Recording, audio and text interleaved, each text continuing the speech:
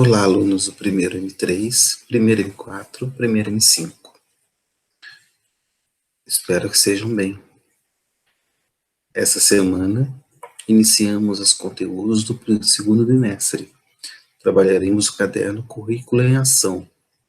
Iniciaremos com o tema Estatística, Pesquisa e Organização de Dados.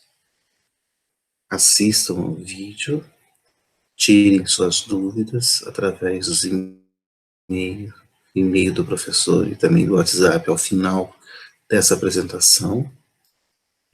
E tenham uma boa semana. Nós iniciamos com taxas e índices. Uma breve introdução. O tema central, taxas e índices, ele vai se relacionar com as áreas de ciências humanas e sociais aplicadas, havendo uma correlação com os campos da economia.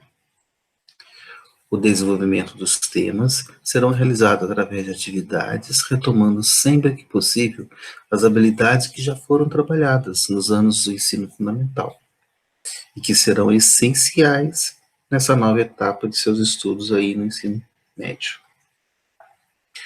Iniciamos os nossos assuntos com o tema comparando as medidas. Para isso, definimos o que são grandezas.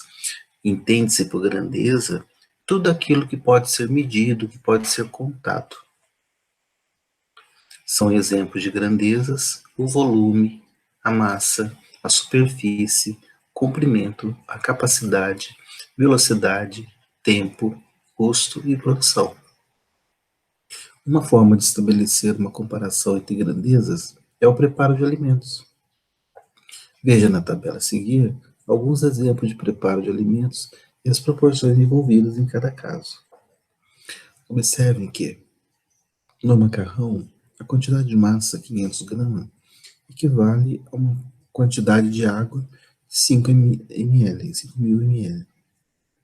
Com isso, nós temos uma razão entre a massa do alimento e a quantidade de água presente em 500 por 5.000, que simplificando essa fração, eu vou ter igual a 1/10. Então, para cada 1 grama de macarrão, eu tenho 10 ml de água. Com relação ao arroz, eu tenho 250 gramas de arroz para 750 ml de água, o que dá uma razão 250 para 750, que simplificando dá 1/3. Para o café, nós temos a massa de 75 gramas, equivalendo a uma quantidade de água de 1.000 ml. Então, eu tenho a razão 75 por 1.000, que é 3 por 40. E no caso do leite em pó, massa de 150, água 500, uma razão de 150 por 500, que é igual a 3/10. Essas quantidades elas podem ser obtidas em qualquer rótulo de alimento, onde nós podemos, então, encontrar a razão que existe entre a massa do alimento e a quantidade de água presente nesse alimento. Razão, então, em nosso dia a dia, nós realizamos muitas comparações entre duas grandezas, só que nós não damos nem conta da sua presença. Observe na tabela a relação e a razão entre essas grandezas. Por exemplo, na situação que Marcos percorreu 12 quilômetros em 2 horas, eu tenho a razão 12 por 2, que é igual a 6. Isso significa que Marcos percorreu 6 quilômetros por hora nessa situação. Essa seria a relação entre as duas grandezas. Outra situação, para realizar uma viagem de 300 quilômetros, um veículo gasta 30 litros de etanol. Então eu tenho a razão 300 por 30. 300 por 30 dá 10. Então, no caso, eu tenho a razão quilômetros por litro. Quer dizer que nessa viagem, o veículo ele tem uma relação entre as grandezas de 10 quilômetros por litro. Outra situação, o potente aparelho de som de Júlia consome 7.500 watts, que equivale a 7,5 kW em 3 horas de uso. Então, eu tenho a razão 7,5 por 3, que é 2,5. Então, existe uma razão de 2,5 kWh de consumo. Quando se assiste a vídeo nas redes sociais, são consumidos dados móveis do plano de internet de Marcos, 40 megabytes a cada 10 minutos. Eu tenho então a razão 40 por 10, que é igual a 4. 4 megabytes por minuto seria então o consumo aí do Marcos nos seus dados móveis. Uma outra situação, uma caixa de água abastece uma região com vazão de 60 mil litros a cada 4 horas. A razão, então, é 60 mil por 4, que equivale a 15 mil. Então, eu tenho, nesse caso, a grandeza litros por hora, a relação entre elas, então, das grandezas nessa situação. Segundo o censo do IBGE, o estado de São Paulo, com uma área de 248.209 km², ele registrava uma população de 44.035.304 habitantes. Olha, eu tenho então a razão de 44.035.304 habitantes por uma área de 248.209, que aproximadamente dá 177,41 habitantes por quilômetros quadrados. Então, nós temos aí aproximadamente 177 habitantes em cada quilômetro quadrado no estado de São Paulo.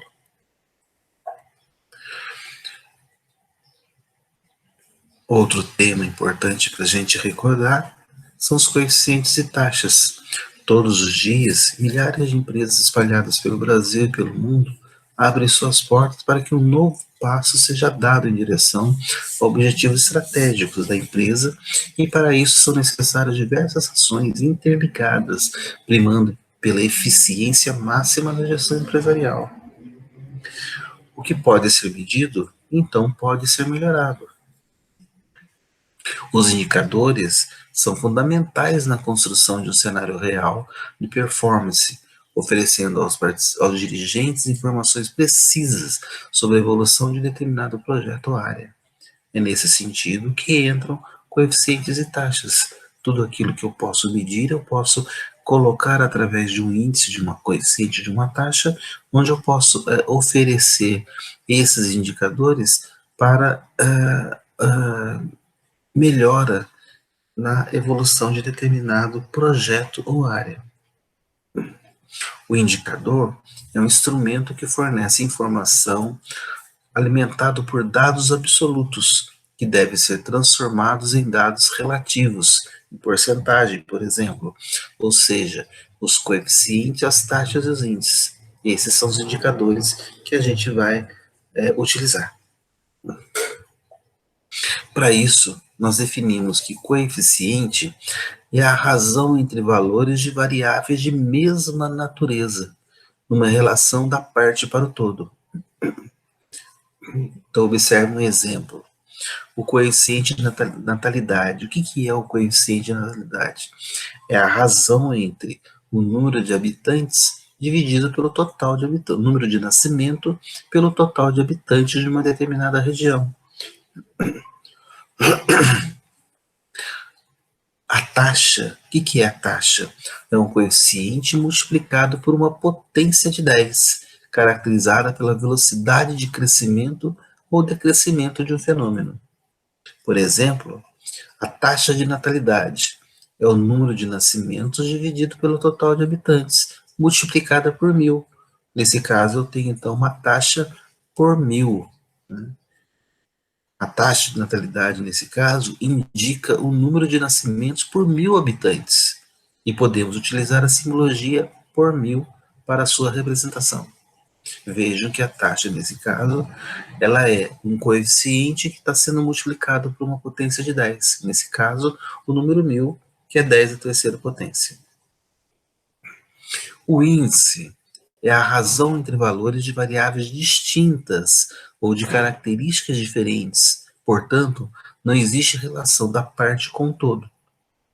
Observe que o coeficiente, a taxa, tanto o numerador quanto o denominador da razão, eles têm a mesma natureza. No caso do coeficiente de natalidade, eu tenho pessoas e pessoas. Mesma coisa acontece com a taxa. Já no caso do índice sendo uma razão de variáveis distintas, eu não tenho relação alguma entre a parte e o todo. Por exemplo, a densidade populacional. Eu tenho a população pela superfície, eu tenho aí no numerador uma quantidade de pessoas e no denominador uma área de uma superfície. Não tem relação alguma entre a parte e o todo. Esse é o índice.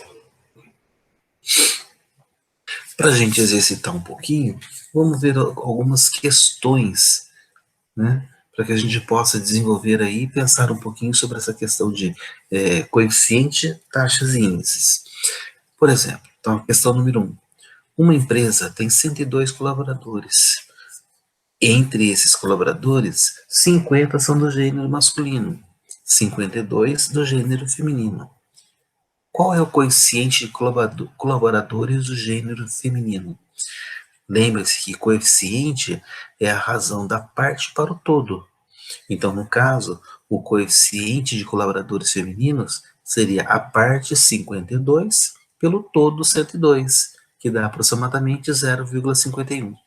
Então, observe que nesse caso o coeficiente é uma razão entre coisas semelhantes. No caso, tem pessoas na parte do numerador e pessoas na parte do denominador.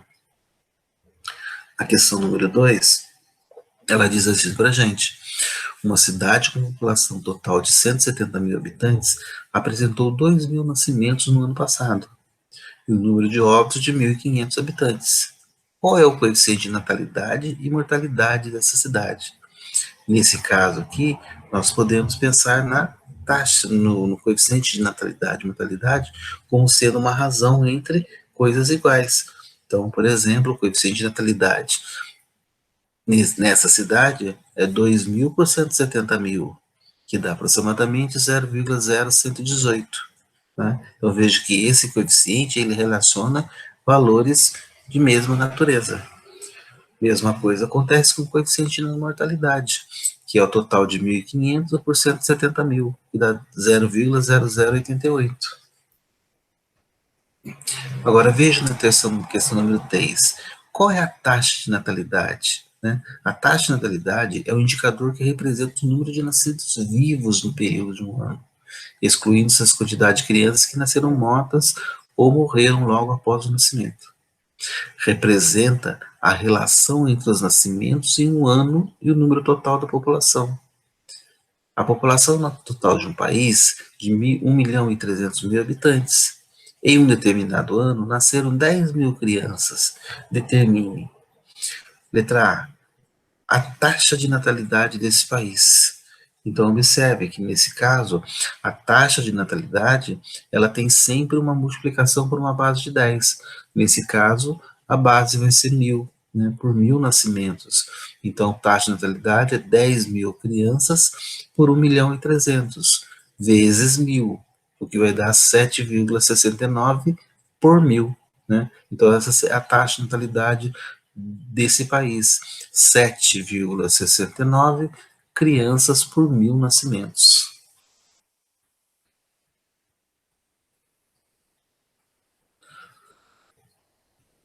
O que significa o cálculo obtido? O que significa aquele valor dali? O resultado indica que nesse país nasce aproximadamente 8 crianças a cada 1.000 habitantes, no período de um ano.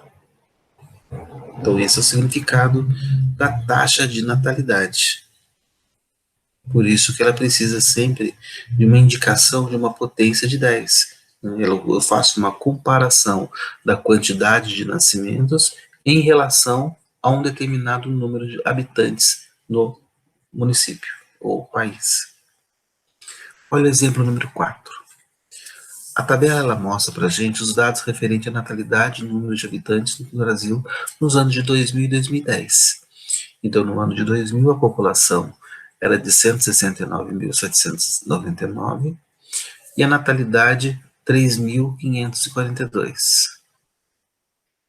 Em 2010, a população 190.755, no caso aí são milhões de pessoas, tá? Natalidade 3.029. Encontre qual é a taxa de natalidade por 1.000 dos anos de 2000 e 2010. 2010. Então, a taxa de natalidade, ela é o total de nascidos dividido pelo total da população.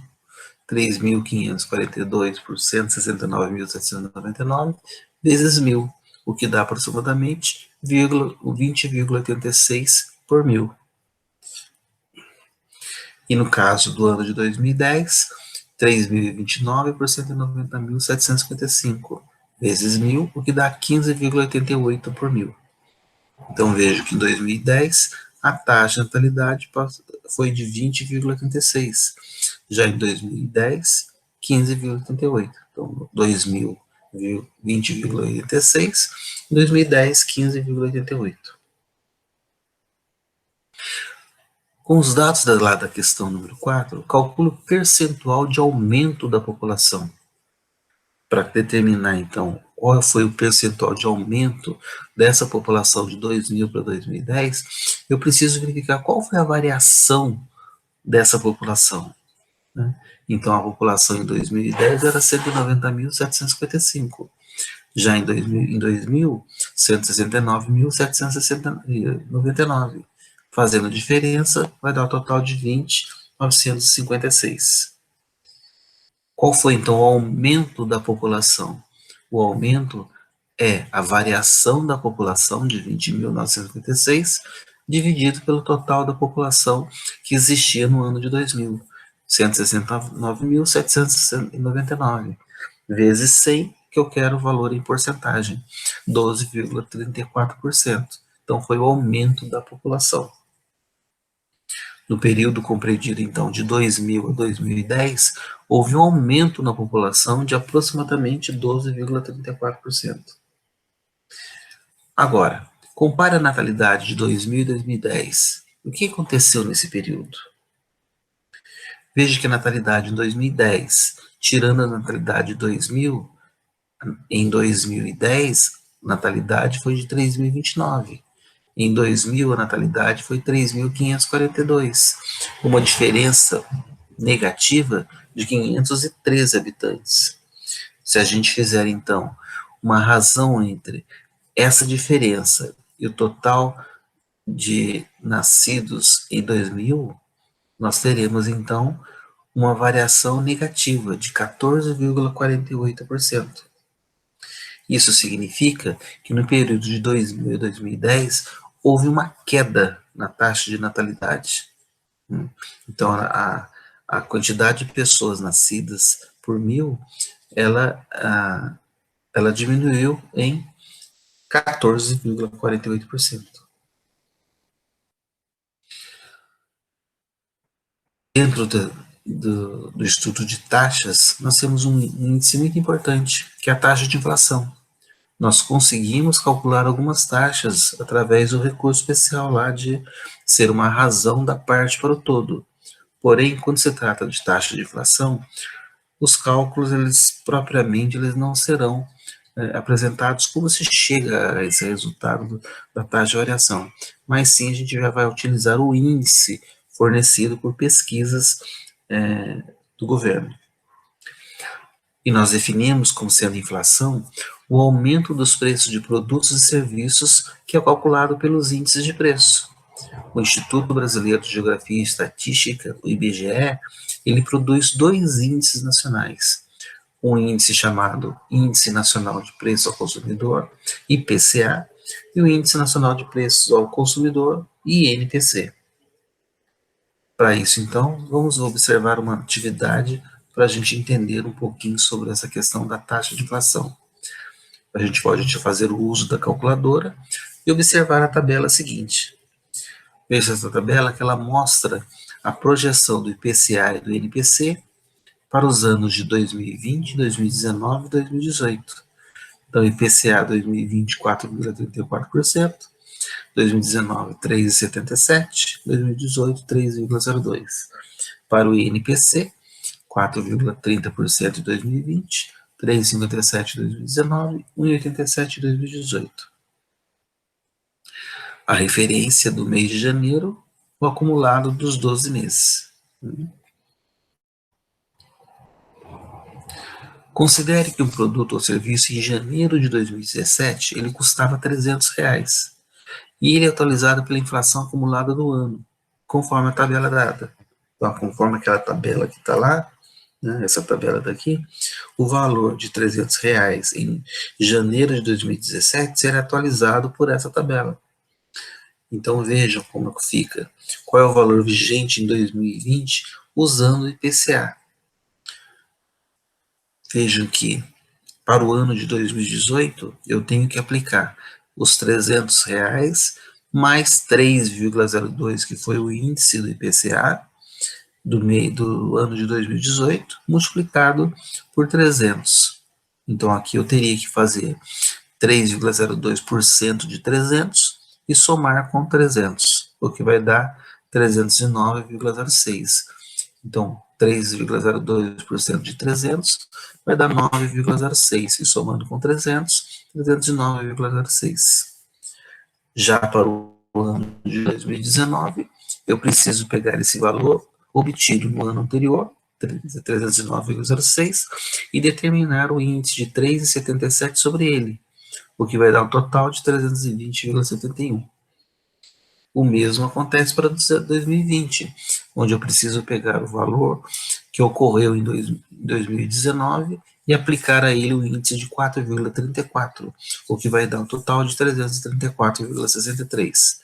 Então, o valor de R$ 300 lá em 2017, atualizado para 2020, passa a ser 334,63 pelo índice IPCA. Já pelo INPC, vejam que há alguma diferença.